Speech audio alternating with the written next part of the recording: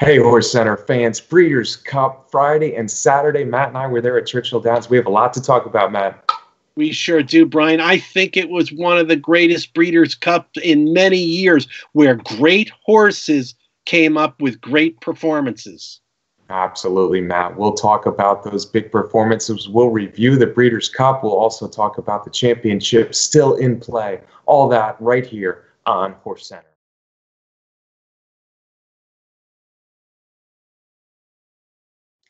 Welcome to another edition of Horse Center, everyone. I am Brian Zipsy, and as always, I have the fantastic post-Breeders' Cup pleasure of being joined by my co-host to the East Coast.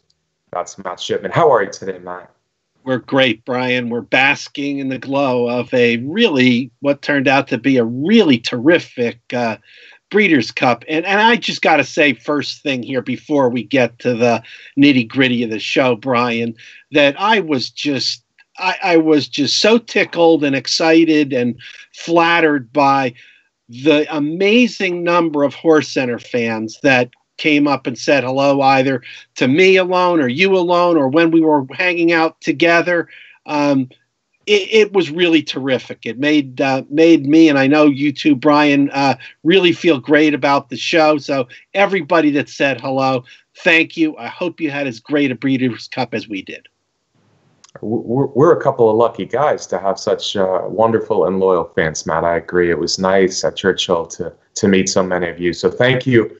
But, Matt, we got work to do. Let's talk Breeders' Cup here. We're going to kind of recap, review all these great races. The only negatives I heard about Churchill Downs, Matt, this year were, well, it was a little chalky, although if you had some things underneath, it worked out well for you. And the weather. But I tell you what, we were pretty lucky with the weather because all that rain Wednesday and Thursday, track was fast. It was dry Friday and Saturday. It wasn't too cold. It was a little chilly, but not too cold, in the 50s, up into the 60s, I think, on Saturday.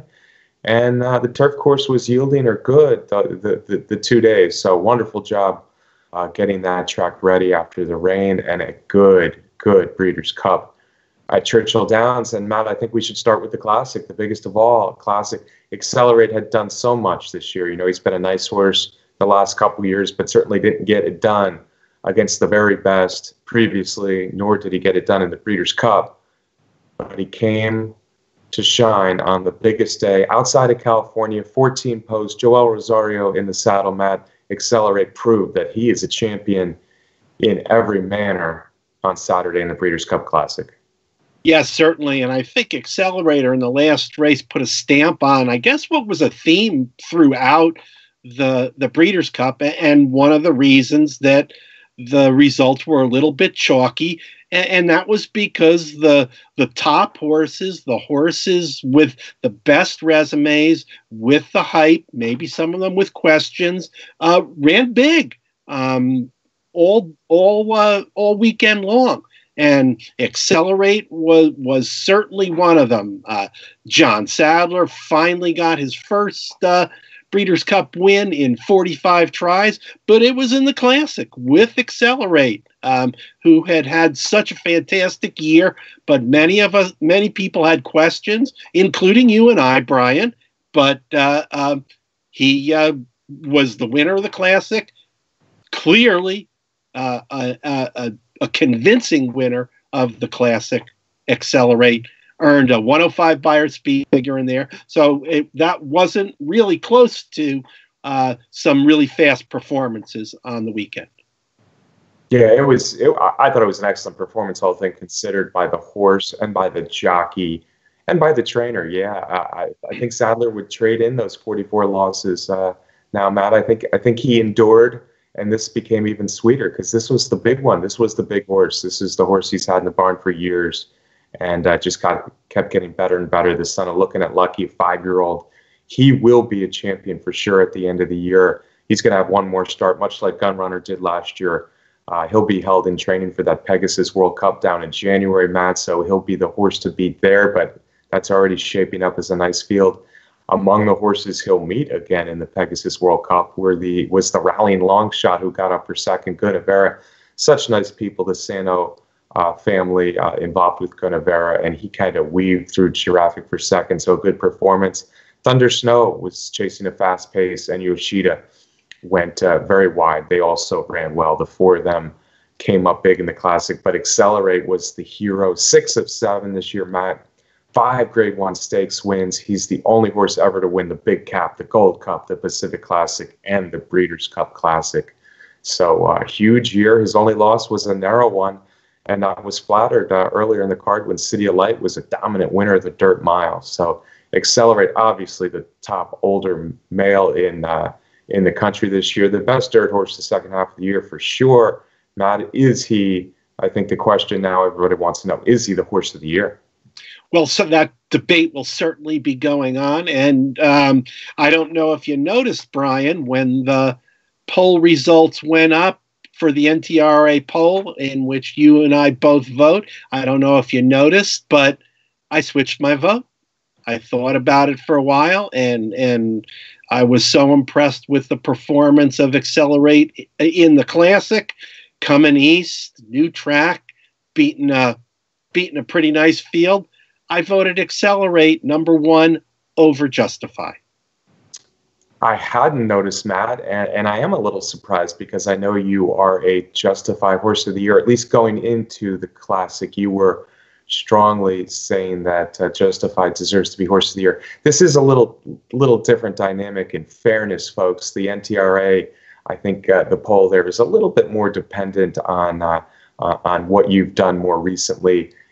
I always look at it as who would be Horse of the Year or who would be the champion in these divisions as I vote. But there is some recency involved.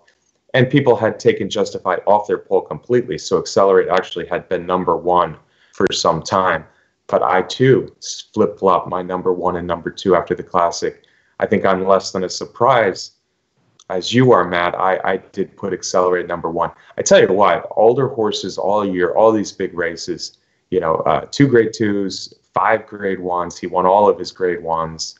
Older horses, there's something to be said there where Justify never ran outside of restricted races for 3-year-olds.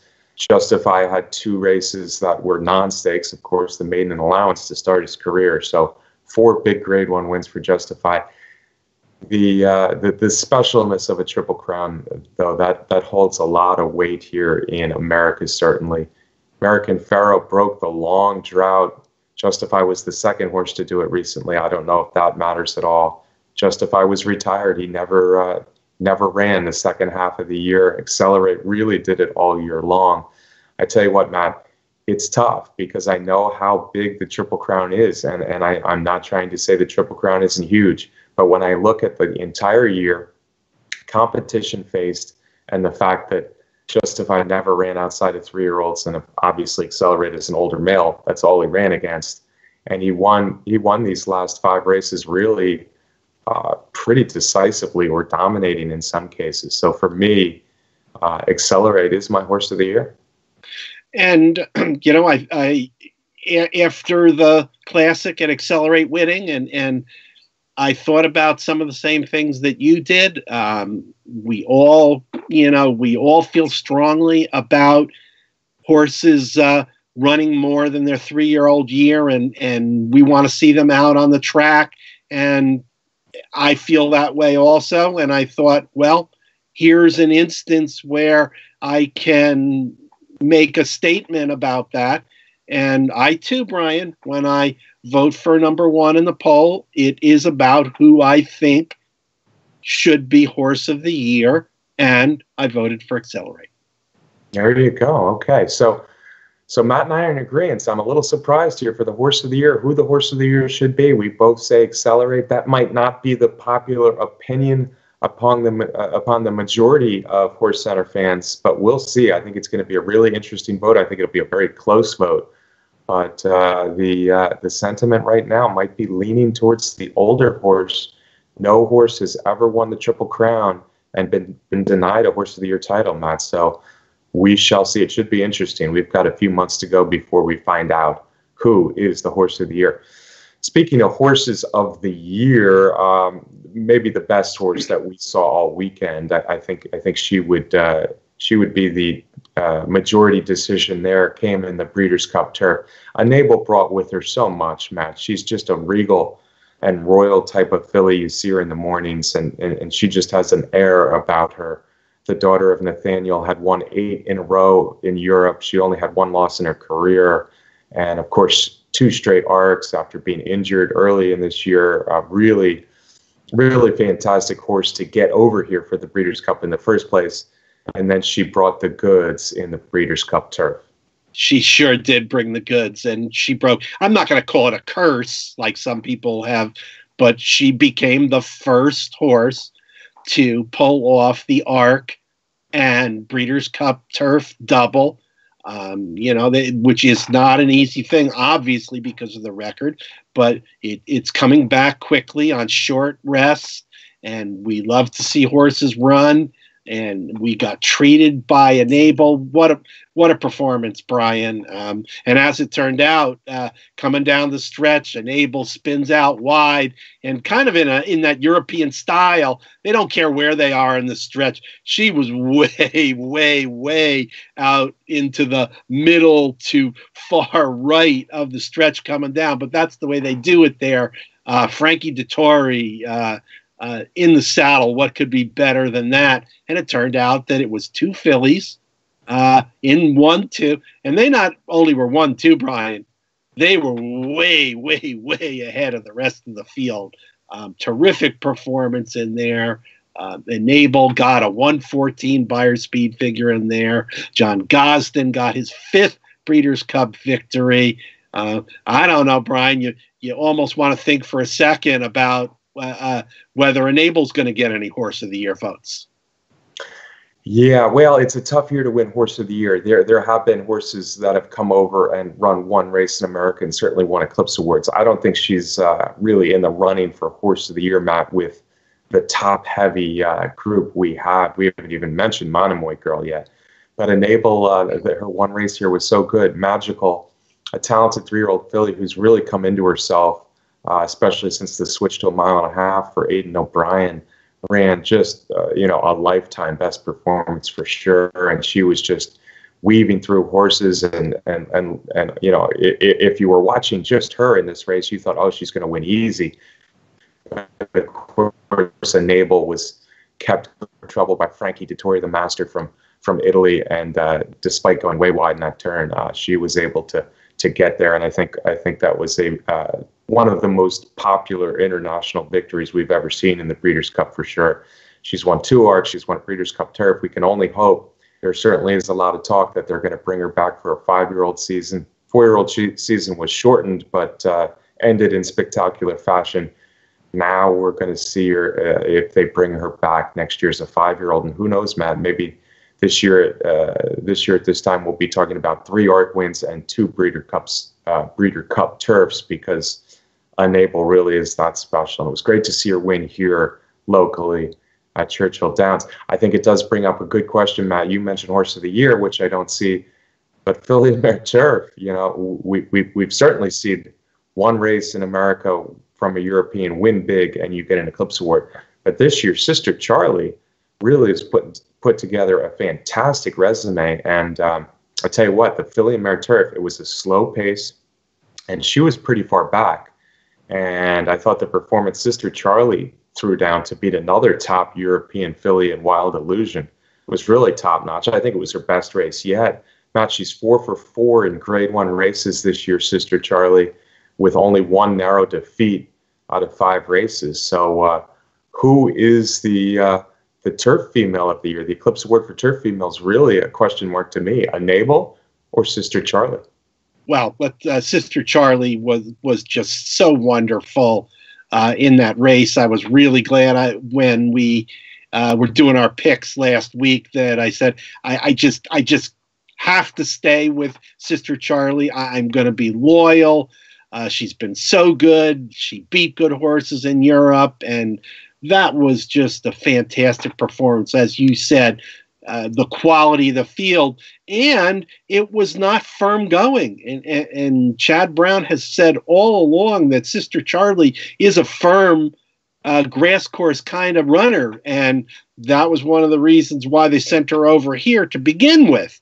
But just an amazing performance from her, giving Chad Brown his 12th Breeders' Cup victory already. That's quite a title for somebody who's only been competing in the Breeders' Cup for like 10 years or so at the most. Sister Charlie, lots of great races here in North America. Enable, one race. It was a doozy. So that's going to be an interesting vote. And who's your pick? I'm going to stay loyal, Brian. Sister Charlie. Sister Charlie. I think Sister Charlie should get it. I have a feeling Enable will get it. So my pick is going to be Sister Charlie. I think Enable is better than Sister Charlie, but the season versus one race, Sister Charlie came up huge in the Breeders' Cup. So my pick is Sister Charlie as well, but I just have a feeling. Enable is such a great horse. She won the ARC over in Paris. It shouldn't matter to the Eclipse Award, but I think it will a little bit. So I think Enable will end up getting it. Chad Brown keeps piling them up, but I don't think he's right in this instance. I think this was Sister Charlie's best race ever. So I don't think that she is firm turf dependent in any way, Matt. She ran huge. Wild Illusion ran big, and Sister Charlie ran her down from behind, like I said, on that slow pace. So what a season for Sister Charlie. Speaking of seasons, Matt, we need to talk about Monomoy Girl, don't we? I mean, Monomoy Girl entered the starting gate 7 times. I think the only track she ran at twice was Churchill Downs for the Kentucky Oaks and the Breeders' Cup Distaff. Matt, remind me, how many times did she finish? Did she hit the finish line first in those 7 graded stakes races? Every single time, Brian. Every single time. Talk about, and when I'm saying this, I'm not saying, who should get this award and who should get that award. But if you look at resumes and you line up resumes next to each other, take the names off the tops of the resumes, Brian, and compare Justify, Accelerate, and Monomoy Girl together.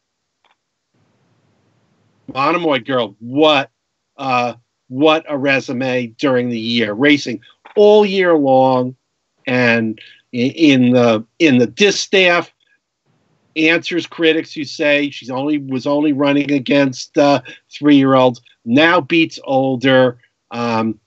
She is just flat out a winner. And maybe in other years, Brian, when there wasn't a good older dirt male and there wasn't a good 3-year-old male, maybe in other years she could be Horse of the Year. But like you said, when we were talking about Enable, there's just too much out there, particularly in the males on the dirt. Brad Cox, up and coming young trainer, gets his first Breeders' Cup victory. So many feel good stories on the weekend. For me, Monomoy Girl was at the top of that list. Yeah, she's the local horse. She's been doing it in the area, although she's traveled, obviously, as I mentioned, she's based here in Kentucky, up the road at Indiana Grand, her first race of her life. And now she's 9 of 11 with a narrow beat as a 2-year-old and then the DQ. If you look at their records, Matt, Accelerate, Monomoy Girl, their official records will both say 6 of 7 with a Tough Luck second. Their only defeats of the year, Monomoy Girl, was a steward's decision, of course, in the cotillion. Yeah, if she's not a unanimous 3-year-old filly champion, someone needs to have their vote taken away. But on the other hand, Matt, I will say this staff I did think came up just a little weak. People are going to jump on me for saying this, but I just think Elate wasn't here and Unique Bella wasn't here. And Abel Tasman, for all intents and purposes, wasn't here. So she ended up beating Wildcat Midnight Basue again. Having said that, who knows who she can be, because she just, like you said, she just wins. And if Monomoy Girl, and I think it's pretty likely, if Monomoy Girl tests the boys in Texas World Cup, I wouldn't put it past her to run huge there as well. But I was a little disappointed with the other horses in this stack, but Monomoy Girl shone brightly as the true star she is. The second time in a row did not performance on Tasman. She had 2 big wins this year, but I don't think off these last 2 races we really should be talking about her as the top older female, the Eclipse Award winner. And with Elate was superb in 2 races, although she got beaten one of them. I don't think she can win. So if you're asking me who should be the older female dirt champion, I have to go with Unique Bella, who ran 4 very good races, 3 wins and a second, but hasn't been seen since July.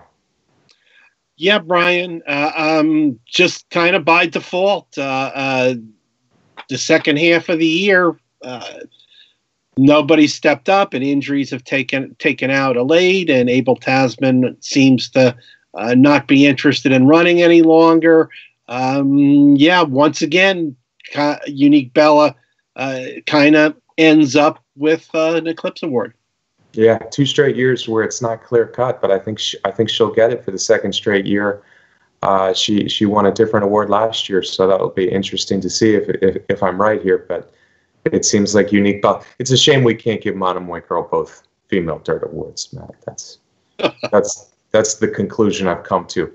All right, Matt, let's start talking about some of these other huge performances on Saturday. There were some impressive horses, some impressive champions doing what champions do, some impressive winners. Let's go to the Breeders' Cup Sprint. Roy H., he lost a couple races this year. He ran well in Dubai, got beat. He ran second to Ransom the Moon out in California. But he had a couple nice stakes wins early in the year, one nice stakes win early in the year, one nice stakes race coming in, and we got the best of Roy H. on Breeders' Cup Day once again. We sure did. I think it took him a little bit longer to recover from the trip over to Dubai, and cost him to have a couple races in there that were not up to standard, but he ran that big race at Santa Anita to get ready for this, and Roy H. was a clear-cut winner of the sprint, a sprint that we all had been talking about, the quality of the field in there, back-to-back Breeders' Cup Sprint victories for Roy H. I think that very clearly means it's going to be back-to-back Eclipse Awards as the top male sprinter for Roy H. 111 Beyer speed figure he got for that race. Trainer Peter Miller, in just 2 years, has 4 Breeders' Cup victories. Yeah, we're going to talk more about Peter Miller in a second, Matt, but Roy H., a 6-year-old gelding. It's nice to see a horse of experience really shining in the Breeders' Cup, and Roy H. sure did. Whitmore ran his race. He ran a nice race to rally for second, more than 3 lengths behind Roy H. Little disappointing performances from Imperial, Hand Promises, Fulfilled Limousine, Liberal, 3rd, 4th, and 5th. But I don't think even on any of their best races, Matt, they beat Roy H., 2-time Breeders' Cup winner. 6-year-old gelding, as I said, the son of More Than Ready, should be back next year for more. So we might be talking about Roy H. going for 3 next year. Another horse with the same seasonal record, Matt, as Roy H. 5 wins, 5 races, 3 wins, 1 second, 1 third. Came up big, came up huge. Son of Quality Road. I'm talking about City of Light in the dirt mile. I loved him going in, and I love him even more, Matt. And I'm going to say this. Yoshida had a very good year. Mind Your Biscuits. Gunavera ran huge in the Breeders' Cup. But I think in that second place behind Accelerate for best older dirt male, you have to put City of Light off this Breeders' Cup dirt mile performance right there at number 2. Yeah, because let's not forget that City of Light was the only horse to defeat Accelerate this year by the narrow margin in the Oaklawn Handicap. And he was an impressive and dominant winner of the dirt mile. I know a lot of people are critical of the dirt mile and its place in the Breeders' Cup, but I just keep thinking of some of the wonderful performances that we've seen from horses in that race when put everything aside when they actually run the race. And City of Light earned a 110 Beyer speed figure. That's high for his career. Michael McCarthy, the former Todd Pletcher trainer, got his first Breeders' Cup victory, but probably will be many down the road. Catalina Cruiser, who had everything his way in 4 straight races, did not have everything his way. He was challenged from the get-go, could not get loose on the lead, was out a little wide, and that those challenges were too much for him. It was all City of Light in the dirt mile. Yeah, and Matt, I love this performance because he was the one from the rail who went to the lead. And I guess you had Forensic Fire, Seven Trumpets, and Catalina Cruiser all pressuring him early, and they were running fast, Matt. They were doing 22:45, 109 for this mile at Churchill Downs, and City of Light shrugged them off. And Seeking the Soul, who's obviously a nice older horse, likes to rally and likes Churchill Downs. The table was set for Seeking the Soul to come and get him, and City of Light just said no, thank you to your advantages, Seeking the Soul, because City of Light was just way too good. Seeking the Soul was much the best of the red, but City of Light just romped in here. A huge performance, and he's another one that we expect back next year. Of course, he's a late developing 4-year-old son of Quality Road for Michael McCarthy, who I agree with you is certainly a trainer on the come. City of Light should be, at the very least, we expect him for the Pegasus World Cup. That's going to be huge. City of Light trying Accelerate again. Who would have guessed that the Oaklawn Handicap may have been the key race of the year this year, Matt, but on Breeders' Cup Day, Accelerate and City of Light demonstrated how big that Oaklawn Handicap stretch duel was by those two. So City of Light, big performance, big horse. Let's get back to Peter Miller, Matt. We skipped a horse here, but let's go right back to Peter Miller. You know how hard it is for a horse to repeat in the Breeders' Cup. Roy H. did it. Stormy Liberal did it. And they're both trained by the same guy, Peter Miller. Peter Miller not only won 2 races in 2 straight Breeders' Cups, but with the same horses in the same race, Matt. I think that's a terrific achievement.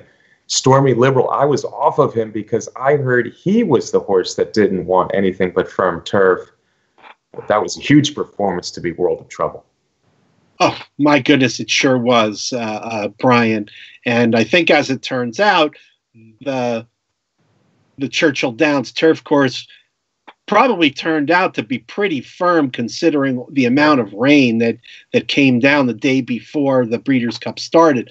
But regardless of that, Stormy Liberal was just super impressive. Probably turned out to be his biggest margin of victory of his now 4 victories in a row for the season. He earned a whopping 119 Beyer speed figure, which is second to only Gunrunner in the Pegasus for the entire year. Just a spectacular performance. Like you said, also, Peter Miller, however you want to describe it, a double-double, 2 back-to-backs in a row with 2 different horses in the Breeders' Cup. First person to ever do that in Breeders' Cup history. A couple of just wonderful sprinters, both geldings, both owned by the same ownership of Rockingham Ranch and David Bernson. What can you say? Fantastic horse, Brian. Yeah, Matt, a huge performance. World of Trouble, obviously a very talented 3-year-old, ran big, but Stormy Liberal had him the whole way. And, I look back at his record, Matt. His last 8 races, he's won 7 races in photo finishes. The other one was a 3/4 length victory. So he's won 4 in a row this year. He started this season a little shaky after all that travel. But I tell you what, in a division, and I don't know what division you want to put him in, the sprint or the turf, I'm gonna say he's our top champion. He's our champion male turf horse, because there's really not much to choose from. It would be unprecedented to see a sprinter win this award, but he's the best male turf horse in the country, right? Yeah, I mean, because if you look at any of the other candidates, you're hard-pressed to find anybody who's got more than 2 significant wins, Brian. So you compare them to Stormy Liberal, who, as you just described, has a record, that braided stake record that dwarfs everybody else. Yes, okay, so what? So what? It's sprinting. The award is the best male horse on the turf, not going long on the turf.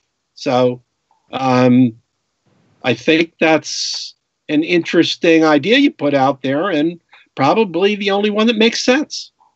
Yeah, there's no good candidates for this award, Matt, so why not look outside the box? There you go, folks. Horse Center's endorsing Stormy Liberal as the write-in candidate as male turf champion this year.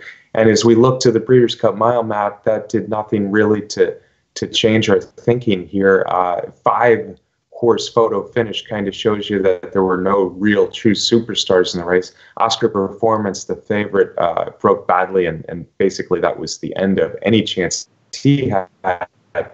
And then you had Expert Eye getting up, a nice 3-year-old miler for Sir Michael Stout, by no means a world beater over in Europe. Edging Catapult, Analyze It. Who else was in there, Matt? Arrow, Legs Churchill, he ran a race, and the 3-year-old Philly won Master. So 5-horse photo. Glad to see Dettori and Sir Michael Stout collaborate, because they're 2 greats this game has ever seen. Sir Michael Stout didn't bring a lot, but Expert Eye got that done in the mile. Yeah, and it was the 8th Breeders' Cup win for Sir Michael Stout. The final time and the speed ratings of the mile were compared to all these other big races, quite frankly, where it was slow. We had said that if Oscar Performance came up big, he was going to lock up that Eclipse Award. He did not even come close to that. So there we are with our final vote in the male turf division going to Stormy Liberal. Yeah, and another race on the card, Matt, the last race on the card, I guess, that we haven't talked about is the Filly Mare Sprint. That came down to a crazy photo as well. You had Shamrock Rose, Shalan, Anonymity, and Marley's Freedom running 1, 2, 3, 4. They were all tight at the wire. A long shot that we both picked, Matt. Shamrock Rose got the win, rallying late, although most of them were rallying late. Shalan was the only one trying to hold on there. And Shamrock Rose, I guess she was about 25-1, validated that performance at Keeneland in the Raven Run, where she won at 7 furlongs. Shamrock Rose, 3-year-old who had been doing it on synthetic surfaces not that long ago, came up big in the Filly Mare Sprint. Yep, another Breeders' Cup victory for Mark Casse, his 5th, and those have all come just in the last few years. I spoke with Bob Baffert right after the race about Marley's Freedom, and he wasn't happy. He was a little puzzled. He said she didn't bring her A game, and in a big race like that, if you don't do so, you're in trouble. So Marley's Freedom was a disappointment in there. Having said that, Matt, she didn't lose by much. Certainly far less than a length. I think it was about a half a length in 4th. And she was running late, and she broke a little slow, and she went very wide. So all in all, to say that she was the best horse in the race still, there might be some merit to that. Shamrock Rose got it. Marley's Freedom finished 4th.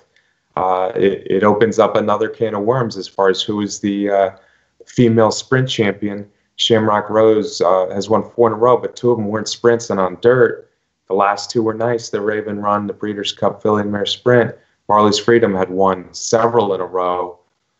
Graded Stakes, California, Saratoga, and I thought she ran a good race in there. So who is the female sprint champion? Yeah, that'll be an interesting vote in there. I mean, the bottom line might be that Shamrock Rose won the big one. The bottom line might be. Who's your pick, Matt? That's part of what we're doing here today. Yeah, I'm going to go with that. I'm going to go with Shamrock Rose because She stepped up and won the big one, a little bit different from the last year when Bara Gold did it at a big price. She didn't have any other victories to back up the Breeders' Cup, and like you said, Shamrock Rose had a real nice victory in the Ravens run as a prep also. Yeah, she beat good 3-year-olds at Keeneland in the Raven run. But I think Marley's Freedom is deserving of the award. I don't know if she'll get it, but I just like what she did all year, and she was pretty awesome winning those graded stakes at, I guess, Los Al and 3 different tracks, culminating with a big win in the Ballerina. And I thought she was a little unlucky here. So for that reason, I'm going to pick Marley's Freedom, but part of me thinks that Shamrock Rose will carry the day with that win in the Breeders' Cup.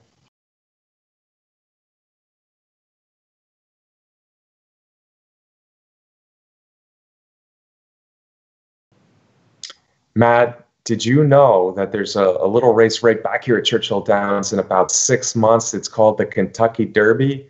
We now have a clear favorite for the Run for the Roses. Yeah, we certainly do. Game winner locked up the Eclipse Award for 2-year-old males with a convincing win in the Breeders' Cup Juvenile. He's now 4 for 4 in his career. He gave Bob Baffert his 15th Breeders' Cup win. It sounds like a broken record. Here we go again. Baffert heading into the Kentucky Derby with the early favorite, but a very nice horse. Game winner. Yeah, game winner. Son of Candy ride out of an AP Indy mare. So the breeding is classic. Obviously, the connections, Bob Baffert and such. So undefeated and a nice tactical style. I thought he was a little farther behind maybe than he wanted to be going into the first turn, a little wide. Rosario was patient. He let him stay outside horses, and then he proved best. Certainly the best 2-year-old in the country when you look at the resume, undefeated, the breeding, it's all there. Having said that, Breeders' Cup juvenile winners haven't won the Kentucky Derby very often at all, as we know. So I think there's going to be a lot that happens in the next 6 months. But game winner, certainly the Kentucky Derby favorite, certainly the Eclipse Award winner as 2-year-old champion, and very deserving of it. He's won his 4 races at 3 different tracks. And there's not a lot of obvious others on this list right now for Kentucky Derby favoritism. We saw a nice horse or 2 in the Nashua Aqueduct this weekend, but game winner proved his mettle, leaving California, coming here to win at Churchill, which adds a little bit of emphasis on how good he is or how likely he is to run well in the Kentucky Derby. Nick Sko, Matt. Nick Sko was pretty strong performance again as a big long shot coming off that Keeneland win. Yeah, certainly backed up that 70-1 win at Keeneland with a surprising and a very good performance in there. But I think game winner is a likely unanimous Eclipse Award winner. Another likely Eclipse Award winner, Matt, is the 2-year-old filly Jaywalk, the daughter of Cross Traffic, and I believe this is Cross Traffic's first crop. Jaywalk, trained by John Service, comes from some places you might not expect. She ran her first race at Monmouth, her second race at Parks, her third race at Delaware Park, and now it looks like she's probably an Eclipse Award winner because her performances in the Frizette, which I wasn't ready to fully believe, but now the Breeders' Cup Juvenile Fillies was just too good to ignore. Jaywalk, you liked her. She got it done here in a big way in the Juvenile Fillies. Yeah, I did like her. I really liked her victory in the Frizette. So it's 2 straight years with the Frizette producing the winner of the Juvenile Fillies. And to me, the likely champion of that division, John Service. Maybe surprisingly, this was his first Breeders' Cup victory with a lot of good horses that he's had. Smarty Jones, Catherine Sophia in recent years. So Jaywalk, impressive performance in the Juvenile Fillies. Yeah, she won as easily as she won the Frizette. I didn't think she'd get the lead that she got, but it was relatively easy. Maybe some others laid off a little bit. Restless Rider made a bit of a move and was second best, but all about Jaywalk setting her up for a championship. Although I think we need to talk turf juvenile filly, because if it was the best two-year-old filly in the country, I would not be answering Jaywalk. I would be answering Newspaper of Record. 3 for 3, 3 romps. The juvenile filly's turf was no match at all, sir. You are absolutely right. Newspaper of Record, a super talent. That's the bottom line. 3 just huge victories. And again, of course, trained by Chad Brown in there. I think the possibility of Newspaper of Record getting that top 2-year-old Eclipse Award is better, because Lady Eli sort of paved the way, because there was discussion about her getting the award a few years ago. But when that was going on with Lady Eli, that was a first time for that situation. So it won't be such a unique thing in here. I love Newspaper of Record, but Jaywalk has got a pretty darn good record also, and some pretty impressive performances.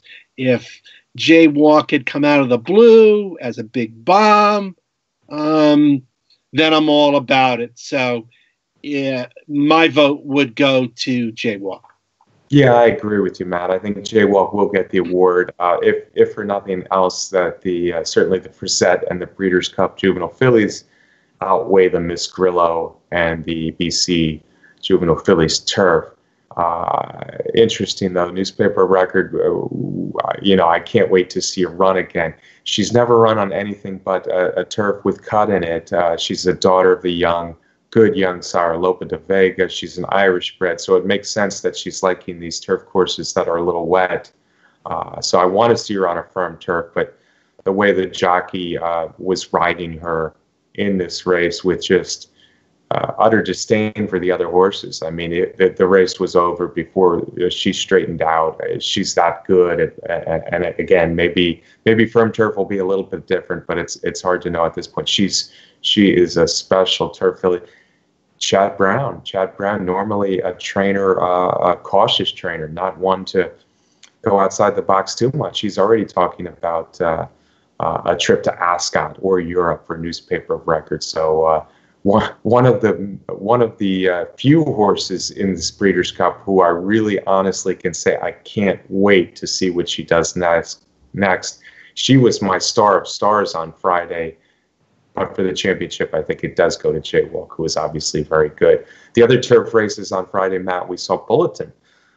One start at Gulfstream Park, that worried me that he only had one race, and it was at Gulfstream Park. I didn't know what to think, but his burst out of the gate in the juvenile turf sprint was something to see, and he went wire to wire. The Son of City Zip for Todd Pletcher. Yeah, he came flying out of the gate. He looked like a quarter horse coming out of there. He came out of there so fast that actually jockey Javier Castellano lost an iron in there and had to get his foot back in there. And he did it so quickly that people didn't really notice it. For Todd Pletcher, it was his 9th Breeders' Cup victory, and it looks like he's got a super talented horse in there. 2 career starts, 2 stakes wins. I talked to Todd after the race, and I said, what was the deal with that horse starting in a stakes race in its first race? Did you think that much about him? And he said, well, they were aiming for a maiden race, and the maiden race didn't fill, and the racing secretary at Gulfstream called Todd up and said, hey, well, you want to run the horse in this stakes race? And Todd said, I hadn't thought about it, but okay, what the heck? So it was the racing secretary that got things rolling for Bulletin. There you go. And Breeders' Cup winner now, Bulletin. And Matt, I don't think it'll be too long before we see a matchup between Bulletin and Stormy Liberal. The last Breeders' Cup race on our list here, Matt, Line of Duty, the Breeders' Cup Juvenile Turf. Line of Duty got the job done. It was a strange stretch run in the Juvenile Turf. Line of Duty was way wide, then came in and out. Uncle Benny ran big. There were other horses involved. line of duty, I guess. He was both of our top pick. He got bet a lot more than the morning line, but in the end, he got there. Yeah, kind of turned out to be the wise guy horse of the Breeders' Cup weekend, where everybody saw something in the PPs and everybody was on the bandwagon. And as it turned out, got a win in there. I thought a great performance by Uncle Benny, who was stretching out for the first time. Boy, would have liked to have seen him get the win in there, but that's the way it goes at the betting window. Sometime Charlie Appleby got his third Breeders' Cup victory. Hey, Matt, it worked at Churchill Downs, I think, because Churchill Downs, of course, will be the host of the Kentucky Oaks and the Kentucky Derby next year. But I kind of like this Future Stars Friday. We saw game winner Jaywalk newspaper record come up big, and that's a lot to get excited from on Friday as the appetizer to the main course on Saturday. So I kind of like the new format of the Future Stars Friday. Yeah, I really liked it too for a lot of reasons. I never really liked the Distaff, which is a super big race running on Friday. It deserves to be in the big races on Saturday. I like the way the 2-day wagers ended up being arranged. I think that's something that's going to be around for a while now. Agreed. And hey, Matt, it wasn't Breeders' Cup, but I want to mention one more thing. We've already talked a little bit about the Pegasus World Cup with Accelerate and Seeking the Soul and Gunavera and City of Light, maybe Monomoy Girl. We have to add the name of Audible, because the 3-year-old son of Into Mischief, Pletcher was careful with him after a little bit of injury after the Derby. We hadn't seen him since the fast closing third in the Kentucky Derby. He came back on the undercard in the Cherokee Run Stakes. He's now won 5 of 6 with a professional-looking win there, and I think he's one of the big players come Pegasus time.